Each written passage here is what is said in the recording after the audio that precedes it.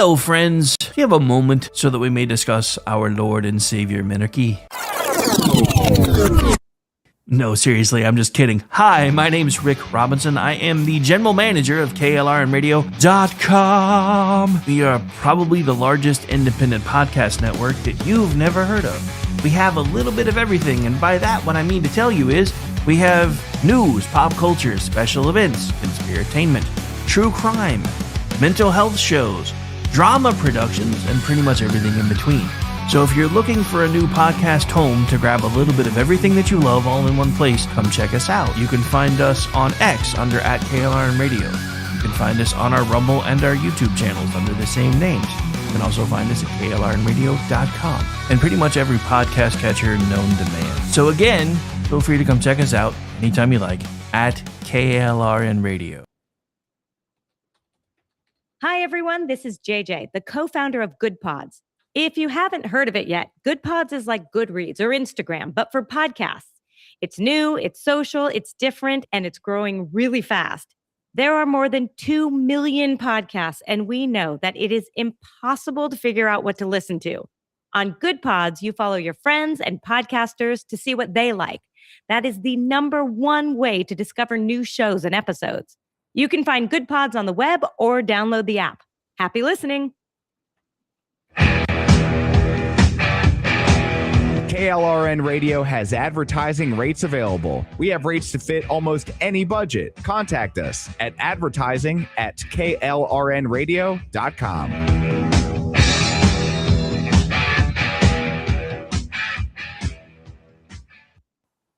The following program contains coarse language and adult themes. Listener discretion is advised.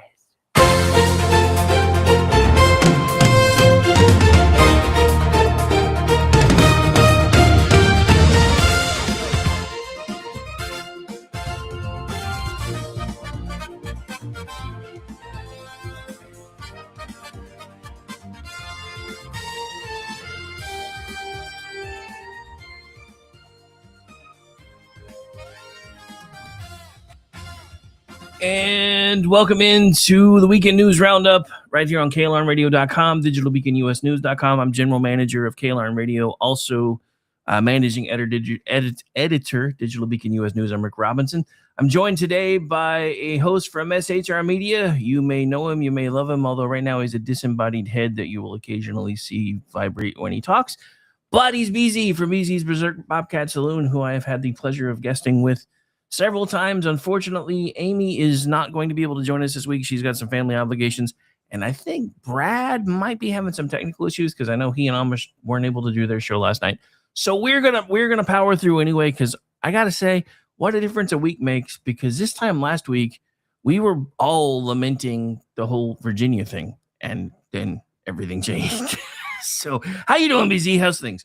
I wish we had, just like I said last time, I wish we had stuff to talk about. And it's also sad that you guys didn't see me head bobbing to the Robin to the intro song, just like Rick was. And again, Rick, thanks for being here. Thanks for Jesus. Okay, Rick, thanks for being here today. Okay. Yeah. Thanks. Yeah. I mean, I seriously am thanking you. God, Yeah. what a moron. I mean, seriously, you know, if it was your show, that sense would have made sense. But if it was your show, we could see you too. I still don't understand why Restream hates your camera so much when I can, because I switch between both of them all the time and never have an issue, but it's weird.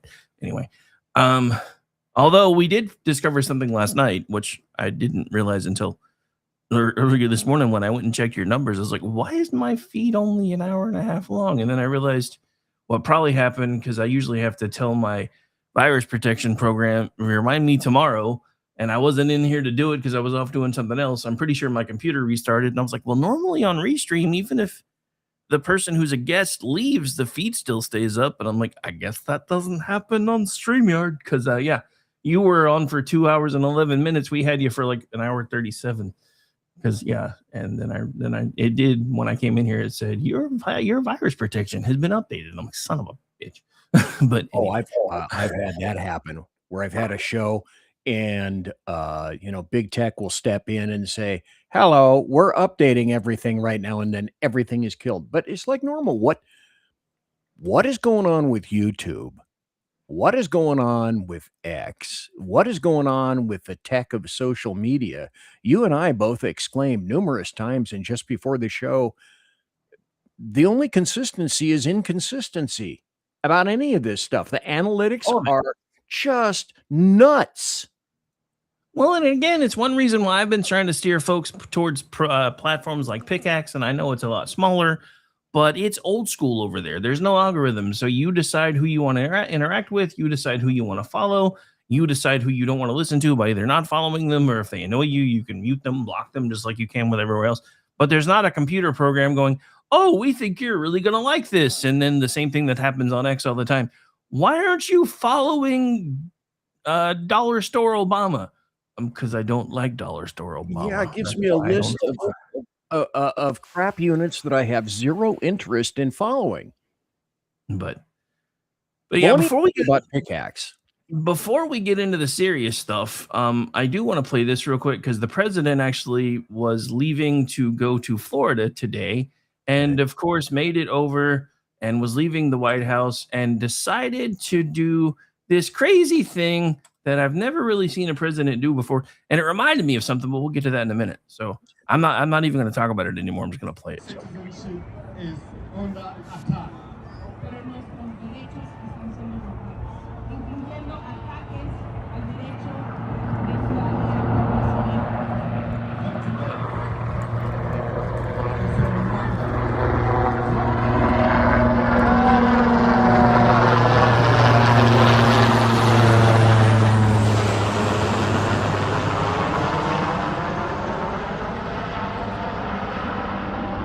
So there you have the president in Marine One actually buzzing one of the May Day protests. And it reminded me of something. I don't know if it reminded you of the same thing or not, but it reminded me of something. And that something would be, if I could make it work right, because now it's not wanting to. Here we go. That something would be this right here, as soon as I can make it behave. Because as soon as I saw that, this is what I thought of. Tower, this is Ghost Rider requesting a flyby. Negative, Ghost Rider. The pattern is full. No, ma'am. This is not a good idea. Sorry, Goose, but it's time to buzz the tower. Uh-oh.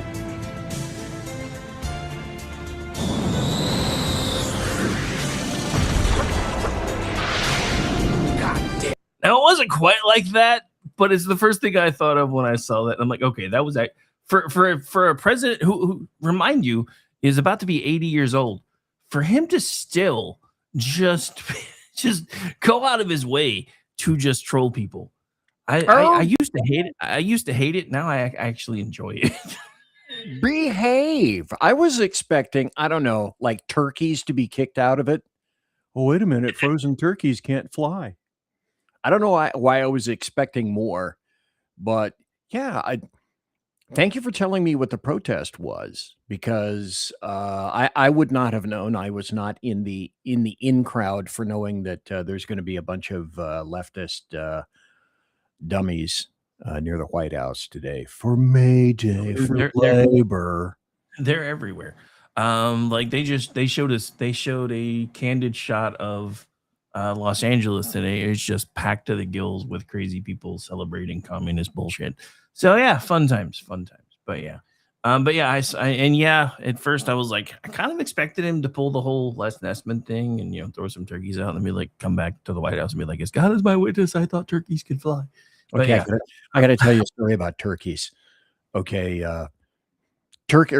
geese were sent to the UK so that they could try perspex tests. That is to say, to see about bird strikes for plexiglass and perspex created in the UK. So American scientists sent them wild geese to be tested against the windscreens. The UK said they went right through them, and the Americans said, you gotta unfreeze them first.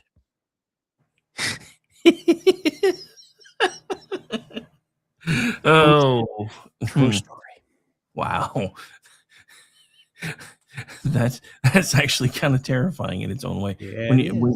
When you think about the fact that these are scientists that didn't think, hey, maybe we should unthaw the turkeys first, or the geese first. Yeah, That's right. fun times. All right, so we got to talk about this because this hit my feed today, and this is another one of those examples of that thing that they tell us was never going to happen is actually happening. The first openly gay chairman of DC's police union has been arrested on child sex abuse charges. Dun, dun, dun. Remember they kept telling us none of that, we didn't have to worry about it. None of that was going to happen. Because remember, the drag queen story hour was nothing about it other than making kids comfortable with people that are different than them. And I'm like, this is a bad idea. Bad idea. And But if you yeah, put trannies into women's correctional areas, there won't be rapes. yeah, dude. Well, I mean, so this is interesting because you and I are old enough to remember when there was no legal definition of rape for men if it was women performing the act, because in order to have that happen, there had to be a sense of arousal. So for the longest time, there was no legal definition of if a man was raped by a woman, because, well, if you were hard enough for that to happen, then how can you consider it rape? And that tripped me out the first time. One of my civics teacher was the first one that pointed that out, and that was in, I think, 90. And that wasn't that long ago, but yeah, even just as recently as then, there was really no legal recourse for men that were being assaulted or molested by women, because, well, if they were able to do that, you must have liked at least part of it. That's kind of sometimes it's a reaction that you can't really control, but at the same time, kind of like we were joking in the green room, this whole story with JP Morgan. If I was 30 years younger and one of my bosses was messing with me like that, and I was single, I'd been like, I don't care. I'm just saying. Now, if it's a crazy old woman, then it might be different. But that's like this gay guy who broke up with Winona Ryder because her boobs were too big and she liked to have sex too much. All I can say about that is the world is extremely unfair. Yeah. One word: bonus. Right? I'm like, so she's well endowed, pretty, and she likes to, and that's a problem. How? I mean, during your show, I actually went to look at the bust size of Winona Ryder. She's 5'3" and a 32 double D. Yeah, which yielded my single word: bonus. Right? See, I never even paid attention. I mean, the only time I really paid that much attention to Winona Ryder was when she was younger and she was doing like Beetlejuice and stuff. So that never even really occurred to me. But yeah, I'm just like, dude, I mean, granted, she's been a bit on the crazy side, back in the day, but sometimes crazy is fun. Just saying, sometimes crazy is fun. But yeah. So this is making the rounds again. So this is from Polita Bunny, actually a couple of days ago.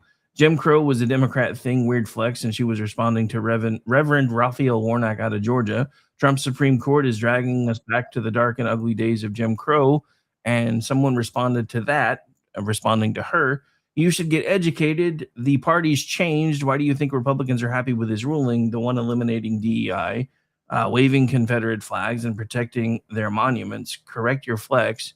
Your ignorance is showing." To which I responded, there was no party switch. The left just changed how the plantations worked. And that's why they're so mad today, because that's the truth of it.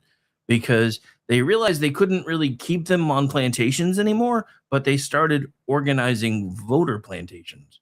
And that's why they get so mad when somebody says, hey, you really can't do that. And everybody's like, oh my God, this is anti-American. I'm like, how is making sure people are treated the same regardless of what they look like anti-American? I thought that was the entire damn point.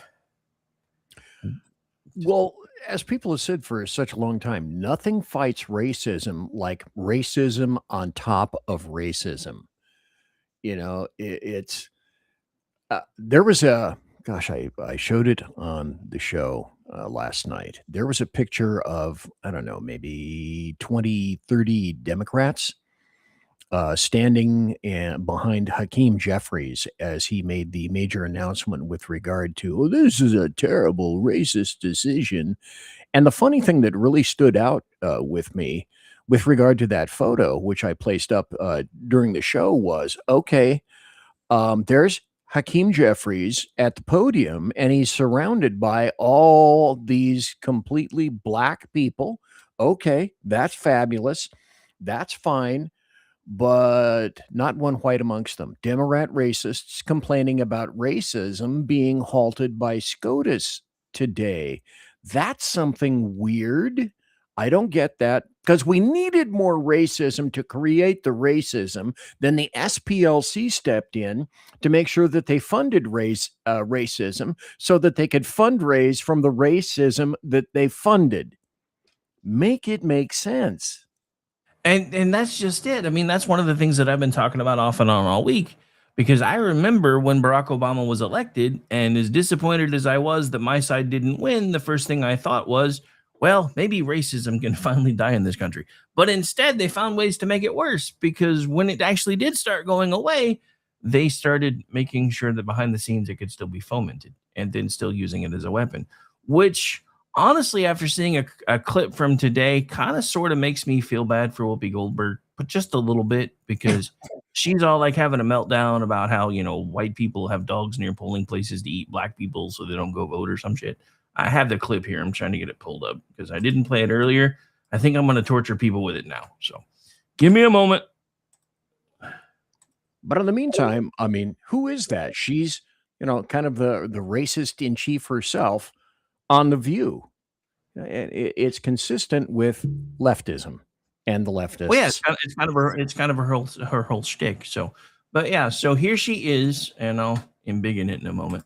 Thank you for that word, by the way, because it keeps me from having to hit my game. Word, isn't it? Usually, because I used to say, "Let me make it bigger," and then I always had to do this because reasons. Giggity giggity, giggity goo. But now I don't have to do that, so thank you. But anyway, so here she is. I'm just gonna play this. It's about 1 minute and 29 seconds. But if this is really how she feels America is, this makes me sad for her. It really does. Even if she is nuts, because she's definitely Delulu if this is what she thinks. Another problem. We make laws to fix problems. We put the Voting Rights Act together because there was an issue. Because they were keeping people from voting. Right. They were literally shooting people. They were running them down with dogs to keep them from voting. Okay. How long ago was that, Whoopi? How long ago was that? Yeah, when is there any years or any amount of time attached to that? Okay, so I will say this: in the 60s, after the Civil Rights Act was passed, with all of the everything that went sideways, which again was which party that was fighting it so hard? I was going to say, who opposed that? Yeah, because guess what? It wasn't us. But here's the thing: that's kind of like I used this analogy the other day, explaining it to somebody else who was like having a meltdown about it. I'm like, this is like when you're teaching a kid how to ride a bike, and you put training wheels on until they get the hang of it, and then eventually you take the training wheels off, and then they get to ride the bike on their own, and they understand that they can do these things now, and they know how. That's how I looked at the Voting Rights Act back in the 60s, because it was necessary. It was kind of like the training wheels for the country, getting them used to this change. But you got to remember, we've had Nichelle Nichols on TV. We've had Whoopi Goldberg, who was inspired by Nichelle Nichols on TV, who went on to play a character on Star Trek The Next Generation so she could keep that legacy going. We've had black senators. We've had black Congress people. The only thing that hasn't happened yet is a black Republican governor, and that's not for lack of trying, because we have tried in several states to elect a black governor, and it hasn't happened yet. But when you've got a member of the UCLA who's arguing in front of the Supreme Court, who says these special districts are still needed because white Democrats won't vote for black candidates, that's not a me problem. That's a you problem. Clean your house. But this is what I'm talking about. She's still stuck in stuff that happened. Now we're talking about 60 years ago. That's 3 generations in current math with some left over. That's insane to me that they're still living that far back. Wasn't it Winsome Earl Jones, or Sears rather, that was trying to get elected as governor? Yeah, in Virginia. Yeah, and then nope, not going to happen. And instead, they elected a white lady who said, "No, I won't gerrymander."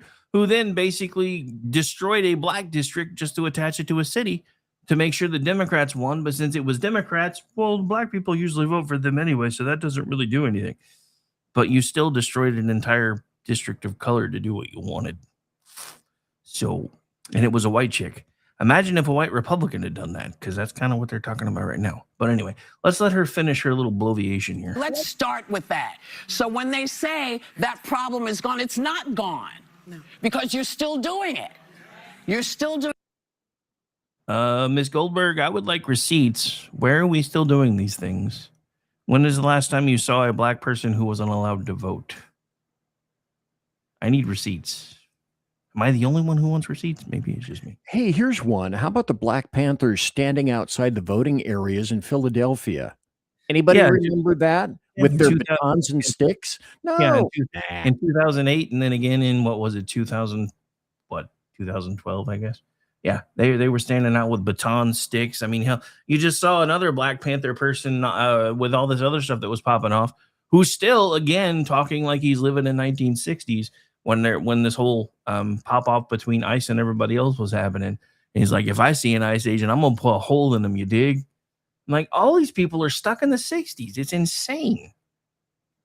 Anyway, back to the tape. it. And what I don't understand is what is Wait, this is all you don't understand? I think there's a great many things you don't understand. everybody's so afraid of? Because I always thought, I was raised to believe that you and I don't have to agree. That's all right. But now suddenly, your argument doesn't hold water, so you're cheating. Remember when I say all the time, every accusation is an admission? Hold on to that. See, that we're a two-party system. We're not just Democrats, we're not just Republicans, we're a two-party system. So Ruth Bader Ginsburg said throwing out the preclearance when it worked and is continuing to work to stop discriminatory changes is like throwing away your umbrella in a rainstorm because you're not getting wet. Yeah. The other thing I want to say is voting in local elections matters more now than ever before. Think nationally, work locally. Think nationally, work locally. One more time.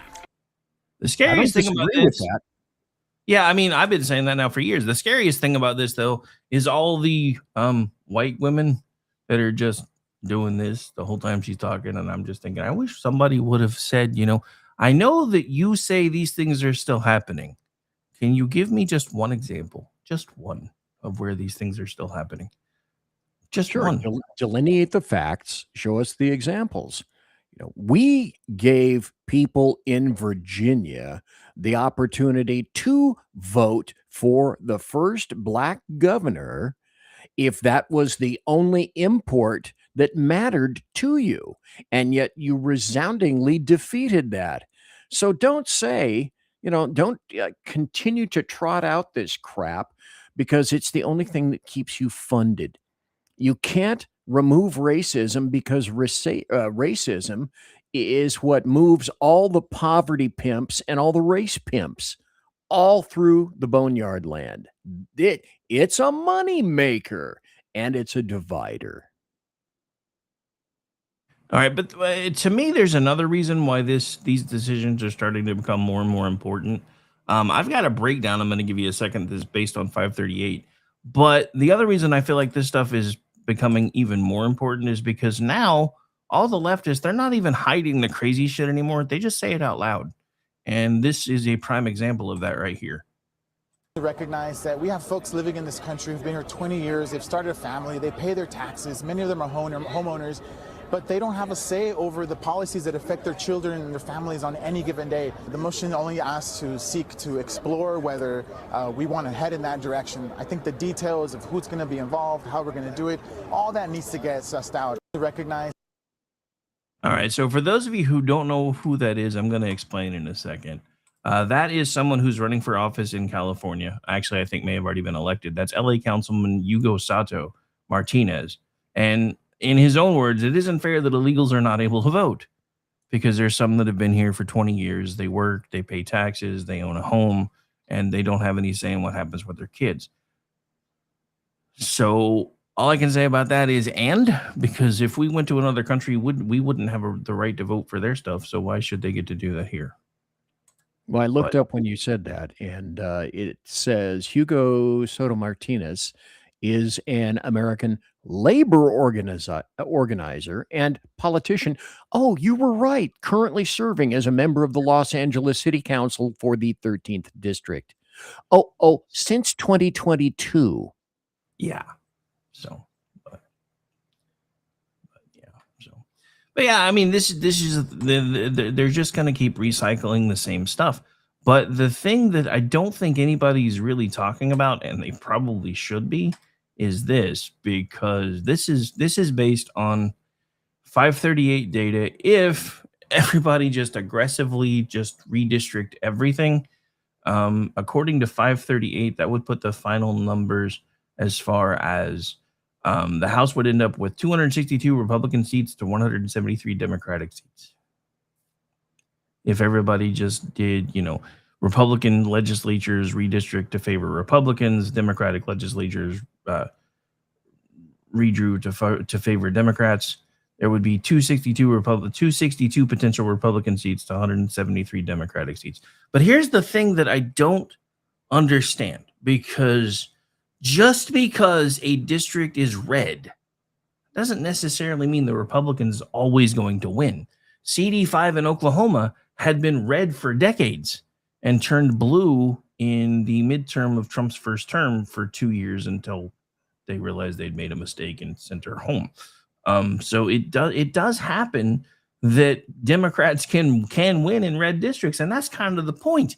It doesn't matter what color the district is. It matters if you're voting for somebody that's actually going to do the job. And it shouldn't matter what color the district is, as long as you're voting for somebody that is actually lining up with the things that you think the government should or should not be doing.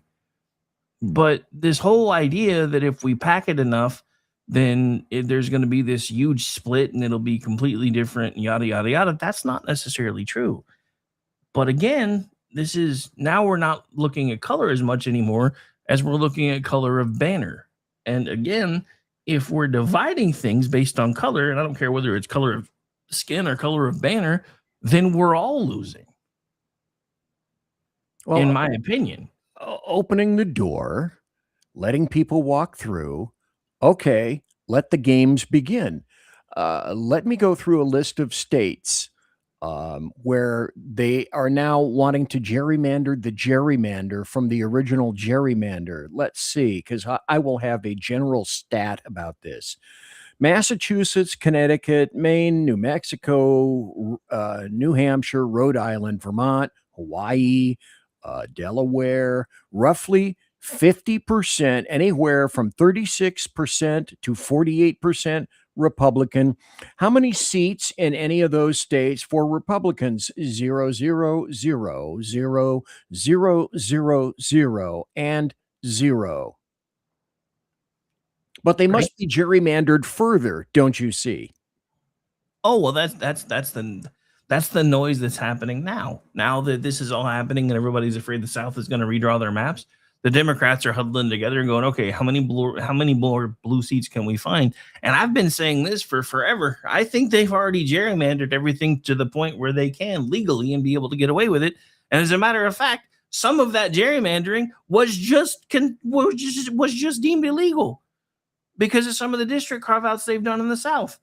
I mean, when you're having to draw these squiggly lines just to get this little corner of a deep blue, heavy populated area into an otherwise red district just to swing it, that's cheating. And I don't care who you are. Well, that's how Califailure got to be not just a majority, not just a big majority, but Democrats got to be a super majority. Up in Placer County at the 4,000 feet when I was living in the Sierra Nevada mountains, I got kicked out of Tom McClintock's district, who was one of the few kind of semi-right-leaning individuals in the entire state, and I got gerrymandered out of his district and got some piece of shit Democrat in there. So that crap has already happened to me.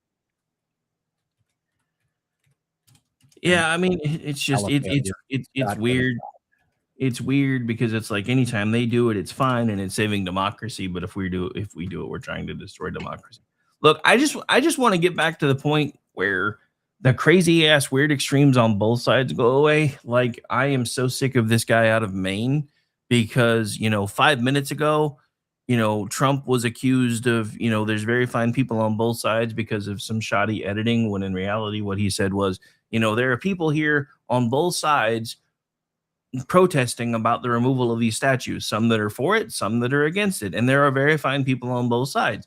But then because he started talking about the Charlottesville protesters right after that, they clipped that first part out and just made it sound like he was talking about the people that were supposed Nazis, which, remember, were basically funded by, now we know, the SPLC. Right. So that changes everything. But the whole thing is the Democrats have gone from, oh my God, Donald Trump says there's very fine people on both sides, to, well, this guy that had a Nazi tattoo until 5 minutes ago is actually a really fine person. Yeah, that's okay. People can change. And people can change. And that's the thing that drives me nuts. Watching Bernie Sanders campaign for a Nazi has got to be one of the weirdest things that I've ever seen in any timeline anywhere. Like, how much of a self-hating Jew do you have to be to campaign for an actual Nazi? There was a buddy of mine who passed away last year and used to be on SHR. And he wrote for a massive number of Jewish publications. And I used to ask him, Jeff Dunitz was the gentleman's name. And I used to ask him almost every time he's on, I said, I don't get it. He lived in New York. And I said, what is the dealio with essentially Jews voting against themselves? And he said, well, at least here in the United States, it goes this way.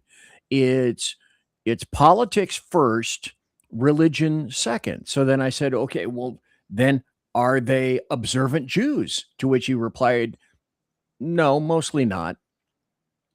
So politics triumphs. Insane. Oh, but yeah, I don't know. So there was hang on, I'm looking for that Jennings clip because I don't think I have that one bookmarked. And that was one I meant to play today and I couldn't find it. So then when I saw you dropped it in the room, I was like, oh, we're definitely talking about this one because I think this is probably the maddest I've ever seen Scott Jennings get. So that was fairly amazing. That's like the Lee Zeldin clips that I played on the show last night, like 3 or 4 Lee Zeldin clips in a row. Yeah. Where he makes the other people look like morons. When did Geraldo start showing up on CNN? That is so weird. Well, I thought I don't see him on Fox. Well, he supposedly retired from Fox, and then like a week later, he started popping up on News Nation, and I'm like, that was a short retirement. But that's the first time I think I've seen him on CNN. But I don't usually pay that much attention to them. Oh, here we go. Yeah, I made a whole joke about that on Twitchy because I even had one of the folks that is allowed to do the images that we use make a "he's back." The whole thing was we thought he was retiring, and we were happy about it, but here we are. So anyway, all right. So here's this. This looks. Oh, it's probably because I pulled it up from a message. I'm like, this looks different than it normally does, and it's confusing. But never mind. I mean, honestly, they have been at war with us for 47 We years. all know that Scott Jennings is more than happy to defend a war with a country that starts with the letters IRA that we are currently failing, that is going to put us trillions and trillions of dollars more in debt. I was only a few years old while you were in the administration. Okay, so I got to say this. Who the fuck let a 12-year-old on the panel? I mean, how old is this kid? Like 12? What the fuck? I know that makes me old, but still. I mean, he literally looks like I have a grandson that looks like he's about his age, and he's like 14. So, yeah, I don't know. Anyway, I know people used to say I had a baby face before my hair started turning gray and my beard turned gray, but holy shit. All right. Anyway, we'll let this keep playing now. Administration defending prior endless wars. Now this war is failing. 8 weeks is endless to you? Okay, you said it was going to be 4 to 6 weeks. You have the attention span of a gnat? Is that what you I have? debated you on TV 4 to 6 weeks ago, and you said we were weeks away from it. Now you're making condescending remarks because you can't defend the fact that this war is not going your way. Wait, one more time. Not going Name your way. one political Get your concession. fucking hand out of my Name face one political first. concession. Hey, whoa. Honestly, Guys, I'm not going to have this guy's hand in my face. Everybody, hang tight. Honestly. Okay. No, everybody, calm down. Okay. We're Calamite, he said. Calamite, calm down. The war the skinheads had in my studio. I would be mad if I had to defend wars too. I would be mad if I had to defend wars. Scott, you can respond. We have and a then very we'll move on. simple. We have a very simple goal: to keep terrorists and a terrorist regime from having a nuclear weapon that can threaten the United States, our interests in the region, our allies in Europe, anybody else So in you the world. can't answer the question. Thank you. That is I our would goal. get mad too. All right, we're going to leave it there, guys. Next for us, the president suggests ABC. I mean, honestly. Okay. So I'm going to say this because Scott Jennings didn't. What a petulant little fuck. Well, that's true. And allow me to go back in terms of violence, advocation of violence, rhetoric, etc. What were the precise words recently from Hakeem Jeffries? And he meant every syllable. We are in an era of maximum warfare, everywhere, all the time. Now, how can you possibly interpret that? Because I'm sure, folks, really, there are at least 75 different interpretations for that. Well, yeah, he didn't mean it that way, BJ. No. That's not what he meant. He just meant, and well, he's actually said this because people have called him on the carpet for it, and he's like, "That's not what I meant. You're taking it out of context." And I'm like, "Really? Right? Maximum warfare all the time is somehow taken out of context?" Yeah, no. It's kind of like Maxine Waters screaming that when she was telling people to fight with Trump admin people at the gas stations and not let them into restaurants and everything else. Oh, that's not really what I meant, but it's what you said, and people heard it and they listened and they followed your examples. So whatever, dude. Did you hear the story about Maxine Waters and how she helped the Navy? I did not. Oh, okay. The Navy came to her one day and took sizing of her mouth, and that's what they used to create the air intake for the A-7 Corsair. Why? I know you're probably joking, but that would still not really surprise me. Okay, so somebody just did an amazing thing, right? Because Aggie pumped out the story that I put out, or the screenshot that I put out about the chairman of the DC Police Union being arrested. Somebody took a Roy Scheider, we're going to need a bigger boat, because we're going to need a bigger wood chipper. Wood chipper. I know wood chippers when I see them. Wood chipper. But yeah, it's just, I don't know. So apparently, I meant to play this one earlier, but I ran out, or talk about this one earlier, but I ran out of time. This is from Jeff Charles over at Town Hall. Apparently, President Trump kind of sort of went nuclear on Hakeem Jeffries. And I'm quoting from his Truth Social account. Hakeem Jeffries just called the Supreme Court of the United States an illegitimate court. This is a low IQ individual who should not be allowed to talk that way about one of the greatest institutions anywhere in the world. He should withdraw that statement immediately, President Donald J. Trump. So, yeah. But, yeah, for those of you that don't know what I'm talking about, we have the clip right here. So, hang on. And this is kind of in the same vein. Keep in mind, this is after the attempted assassination of President Trump on Saturday. And he's still using some of the very same language that they keep telling us that when we use this kind of language, it's bad. But when they use it, they're fighting for democracy. Well, what about Chuck Schumer? Yeah. And of course, since I had to pause it, it's going to make me load it on X first. Son of a. So go figure. In the meantime, Chuck Schumer By said, this illegitimate Supreme Court. But yeah, what about Chuck Schumer? And then I'll play the clip. Okay. He said, I want to tell you, Neil Gorsuch, I want to tell you, Brett Kavanaugh, you have released the whirlwind and you will pay the price. You don't know what hit you if you go forward with these awkward decisions, these awful decisions. Right? Nothing threatening SCOTUS. No problem. Yeah. Well, keep in mind that was shortly after. Yeah, that's the photo right there that I referenced. Mm-hmm. Yeah. But all right, here we go. Today's decision by this illegitimate Supreme Court majority strikes a blow against the Voting Rights Act and is designed to undermine the ability of communities of color all across this country to elect their candidate of choice. But we're not here to step back, we're here to fight back. Yes. Now, when this decision came out earlier today, it's an unacceptable decision, but not an unexpected decision. Because this isn't even really the Roberts Court. It's the Trump Court. Yes. And what we would expect from the Trump Court is an effort to continue their scheme to suppress the vote and rig the midterm elections and beyond. All right, so I got to stop for just a second. Couple points, and I made one of these points on Gene's show Wednesday night. If you close your eyes listening to these people, you would think they were in a Black Baptist church.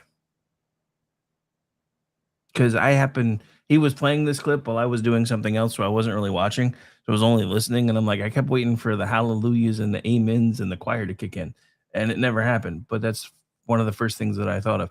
The other thing is when, and I know I call him Timo Obama all the time because Dollar Store Obama's already taken. But when did Timo Obama actually adopt the hand gestures and the Shatner-like pauses that Obama developed over the years? Because it's like he's trying to channel him, and dude's not even dead yet. Just saying. All right. Did I lose BZ? No, BZ's still there. Right here. Nothing beats racism except layers more of more racism. Right. But it's all about power and money. When they say it's not about the money, it's about the money and the power and the control. All right. I don't remember how much more. There's like 20 seconds left. I don't remember if there's anything else important, but we'll let it play out. Because these extremists have failed America in every possible way. They failed on the economy. They failed on healthcare. Wait, they failed on the economy. We're in the middle of a war, and gas is still cheaper than it was under Biden, national average wise. We're in the middle of a war, and we just had GDP numbers that sent the stock market back towards 50,000 again, getting really, really close. So, no, a lot of the economy is actually working really, really well, which is why you guys keep trying to tell everybody that it's not. Because you keep trying to make things about affordability when nobody could afford anything under the potted plant that you guys put up anyway. And then you just, did a bait and switch on your own side. At this point, I don't even know why anybody votes Democrat anymore. I mean, their last 3 election cycles, the people didn't even get a voice. They just did what they wanted. Because if not for their super delegate crap, it wouldn't have been Hillary Clinton versus Donald Trump. It would have been Bernie Sanders versus Donald Trump.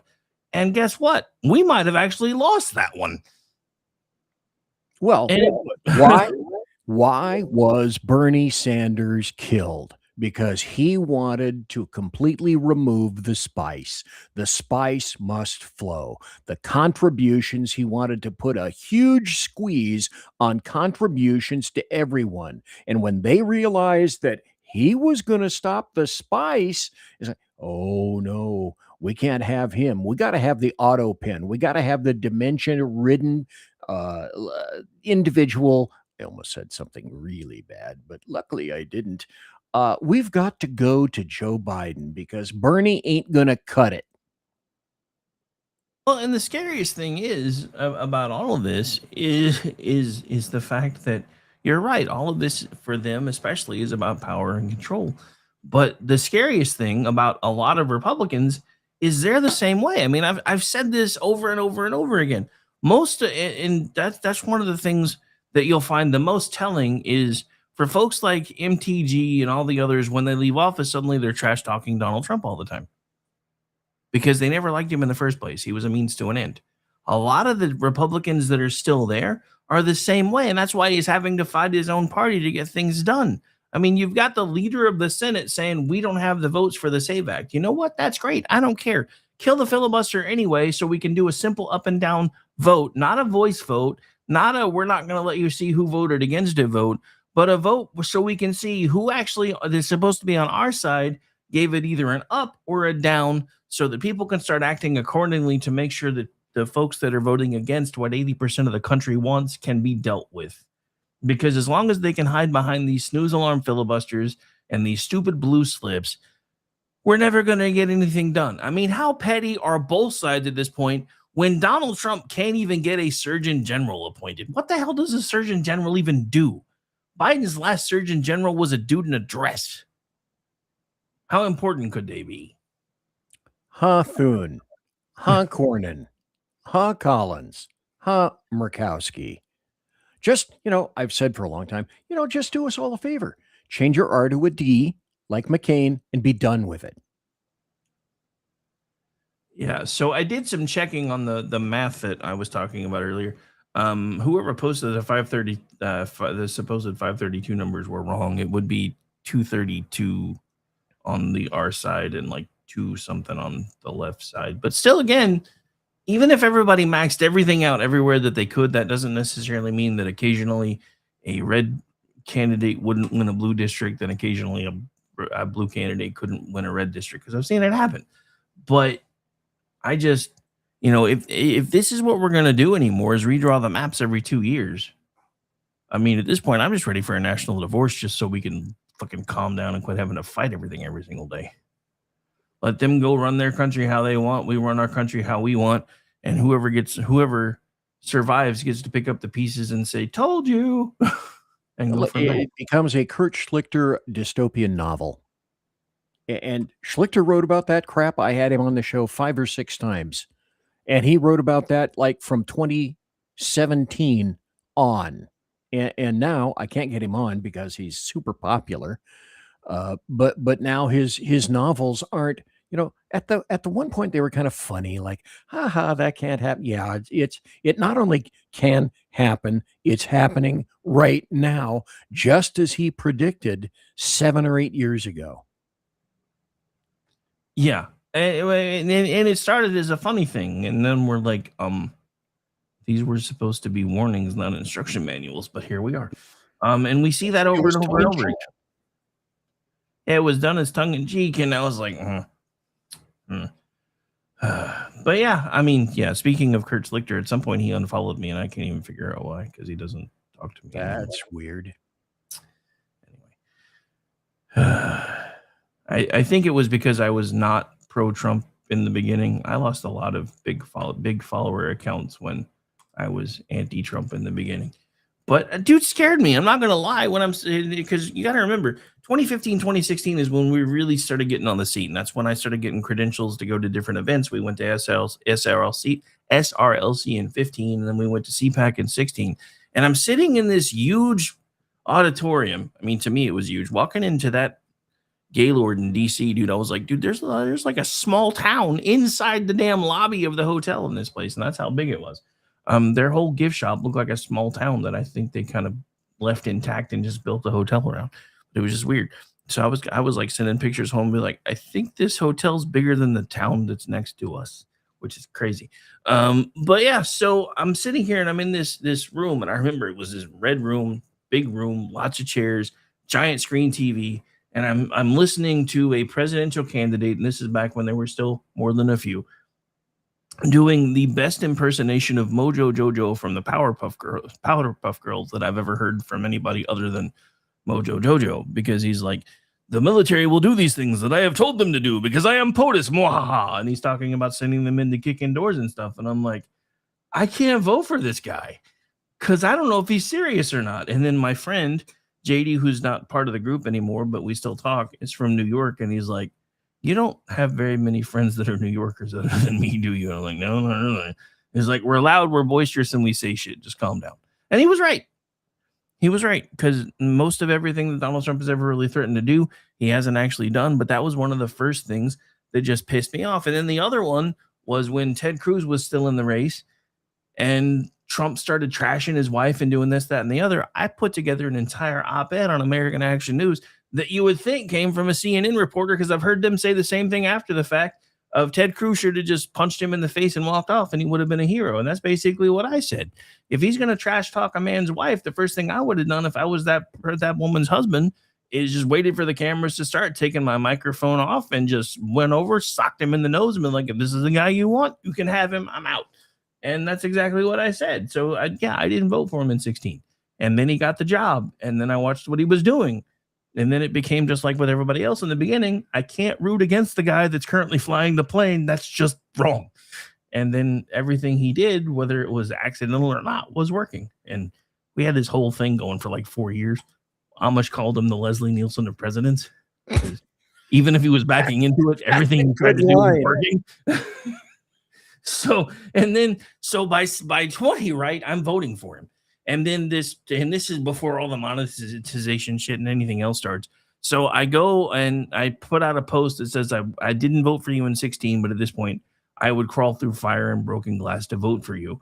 And I will be voting for you in 20. Somebody from American Action News pulls the tweet, calls me, sees if I want to do an interview. We set up to do the interview. And what was a 5-minute conversation gets cut to a 2-minute clip. And the woman who interviewed me stole my best line and used it as her close. Son of a. And I was pissed. I was like, I knew I should have recorded that damn interview. And I didn't. And I should have.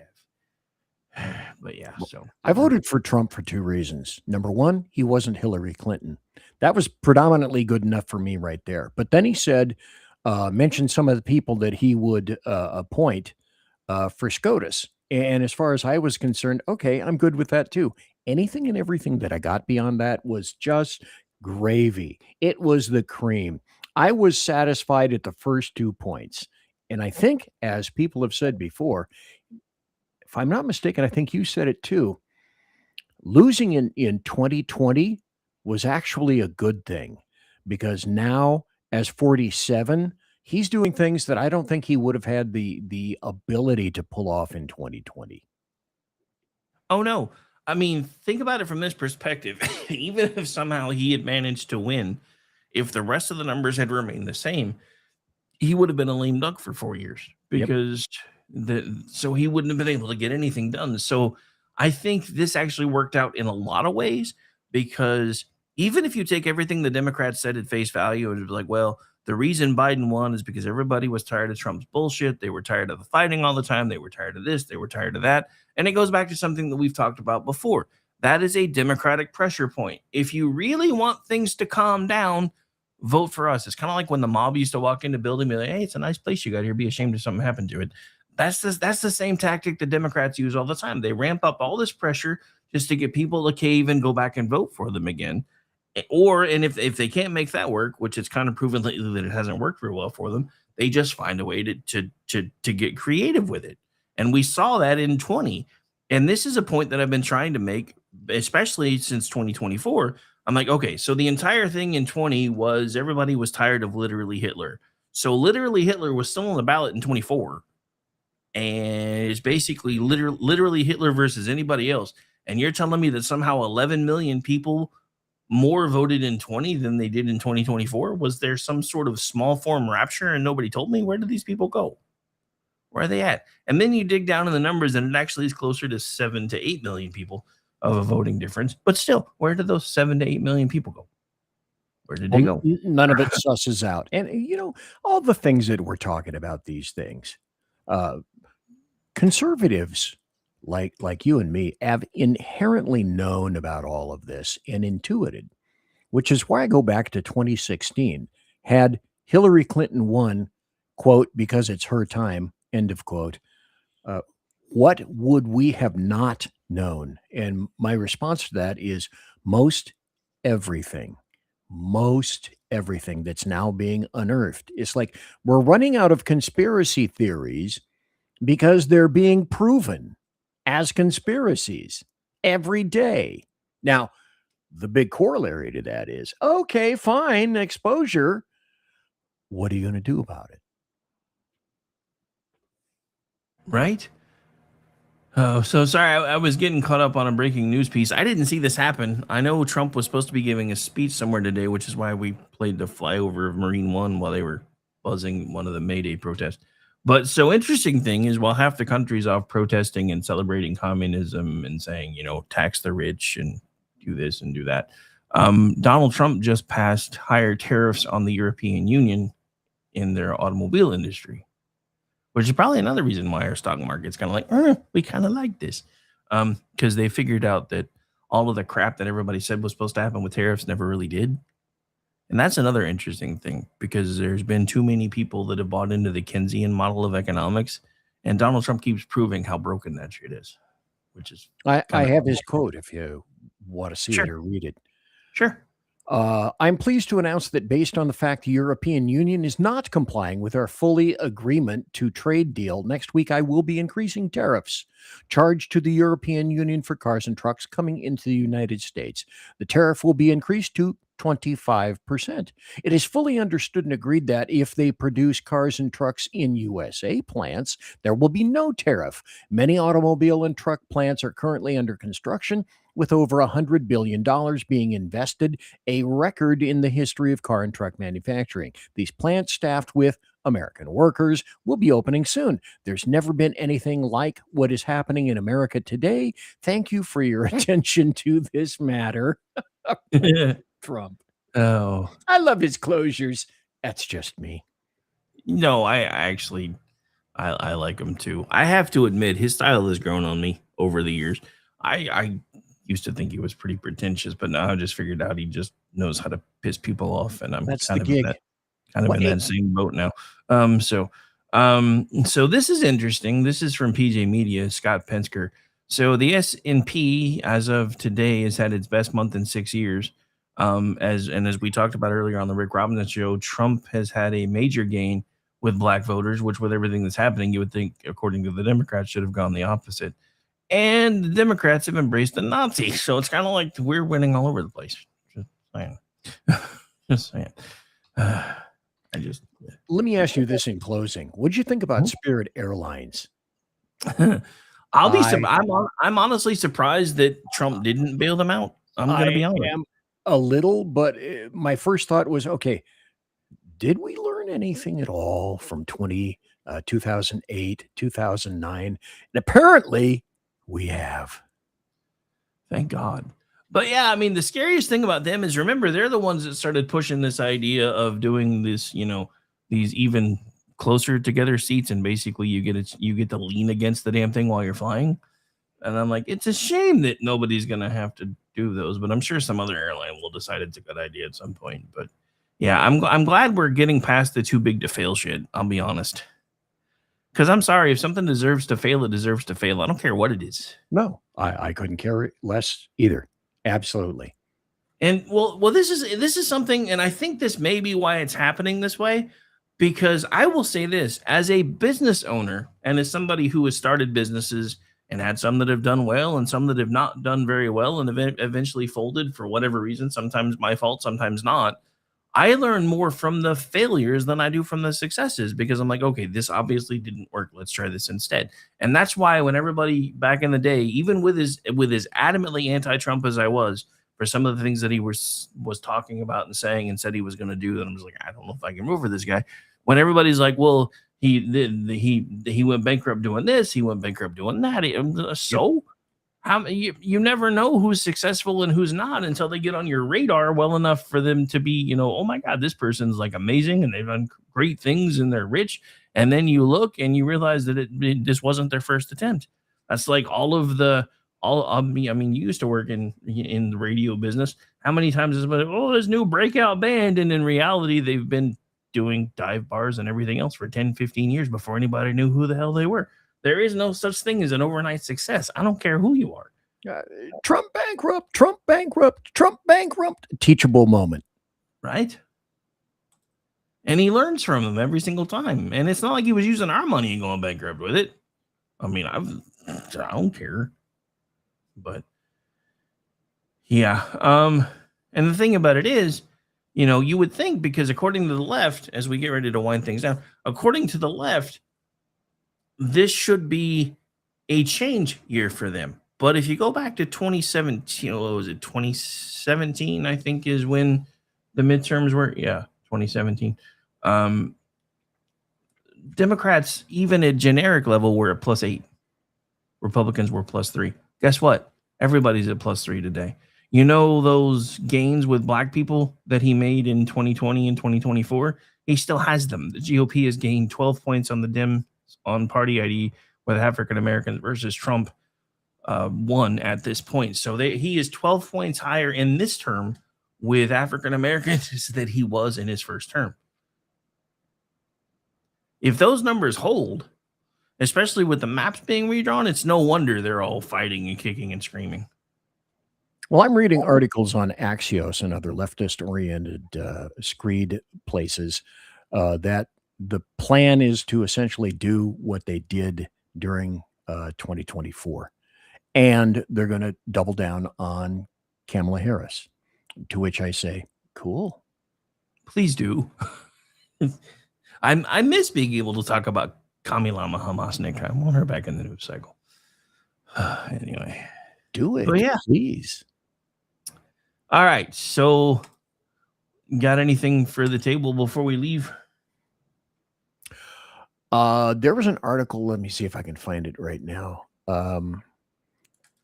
Here's a positive article that I wanted to mention. Tennessee drops Pride from June and renames it Nuclear Family Month, sparking outrage from the LGBT community. That's a happy story. I'll end with that. Dude, so here's the thing, right? And not everybody knows this, but after I started doing private sector work, one of the first contracts that I ever picked up was a couple of clubs in northwest Oklahoma City, which is basically where the gay district is.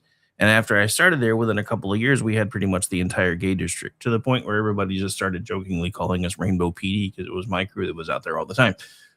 But one of the things that drove me absolutely crazy, and this is back before there was such a thing as Pride Month, they used to have Pride Week, and it was always in June, and it would start the Sunday before Father's Day and end on Father's Day. So for 10 years-ish, maybe even 12, I never got to see my kids on Father's Day because it was all hands on deck. And if that isn't proof that these people are bitter motherfuckers, I don't know what is. No, quite true. Just saying. All right. So I actually did have contributions this week, and nobody that usually contributes to this kind of stuff is actually here. But I actually got to write a serious news story yesterday. We kind of touched on it a little bit on the Rick Robinson show. There is a state senator who was declared missing and has now been declared dead. OSBI is still investigating. Once we know more, you guys will know more. But at this point, even according to the OSBI, we really don't know very much yet. And then I got to write a piece over on my personal X account where I put most of the Rick's rant stuff. And I got to write about this whole Louisiana thing. I'm not going to read the whole thing, but I am going to say this. At some point, the left decided they were America's parents. Because remember, that's what they always said. You know, remember Chris Rock? We got to listen to Michelle and Barack because they're like our parents. And, you know, if that's the analogy you want to use, great. I have parents. I don't really want to use that analogy. But even if you use that analogy, their parenting style became this weird mix of do as I say, not as I do, helicopter parenting, and then political Munchausen by proxy. And I don't want none of it anymore. I don't think a lot of other people do either because, like I said, for Donald Trump in the last 8 years to have picked up 16 percentage points among African-American voters when all they've been spoon-fed for anybody who only listens to that side is he's a Nazi, he's a Nazi, he's a Nazi, he's a Nazi. And they're still like, yeah, but we're voting for him anyway. They either don't believe it anymore or they just don't care. But, I mean, why would you care when your own party is saying, well, if you're a black person in Maine, we want you to vote for this Senate candidate who is basically a Nazi. But he's a good Nazi. So, yeah, last thing before we close things down. This is from Nick Sorter just a little bit ago. According to what he's been able to find, there were 20 major school districts that have canceled classes so that students and teachers can attend anti-capitalism May Day protests across the country. Our public schools are nothing more than taxpayer-funded indoctrination camps controlled by teachers' unions, and that's why I went off on the numbers earlier today, because even the number one state for education, once you get to 8th grade levels, is nowhere near 50 percentile. Which means our education system is seriously broken. Anyway, where can folks find you, my friend? Well, I am on SHR Media. And I have, thanks to you, also restreaming the show. I'm on Tuesday and Thursday nights at 8 p.m. Pacific, 10 p.m. Central, and 11 p.m. Eastern. I am BZ's Berserk Bobcat Saloon. I am the conservative Sherpa guiding you through the maelstrom of Demarat leftist and globalist lies, chaos, deceit, and betrayal. And thanks for having me on, sir. You are more than welcome, sir. All right, so we're going to get out of here. I know we've got some folks that are starting. I guess we finally broke through somewhere because I've got people starting to show up in the chat. Sorry, we're done, though. I love you guys. Love you guys. Thanks for stopping by. Well, except for the short one who's been trash talking me the whole time she's been here. Apparently, I'm the old man because she's like, hey, it's the old man. And then I saw that. Wow. Ouch. Yeah. Ow. She's ornery, though, but it's okay because I make fun of her all the time because she's short. So it is what it is. And here comes the I'm 4'11. Yeah, that's still short. Bye, everybody. Here we go.